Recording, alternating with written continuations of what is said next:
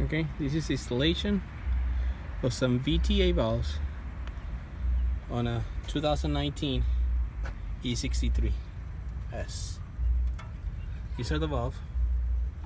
It's one, it's two. This one is already installed. All you have to do is remove the 3 bolts. You have one there, 2, and 1 down there, 3. You remove the bolts.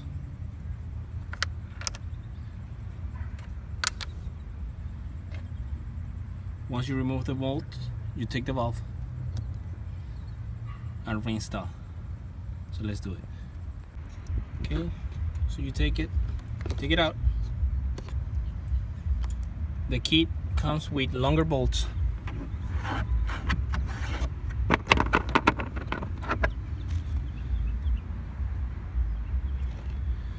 So now all you have to do is install the adapter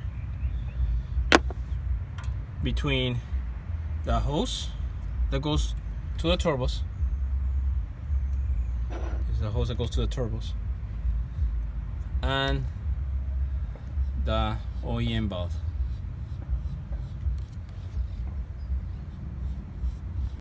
Okay, both valves are installed. No need to disconnect the adapter.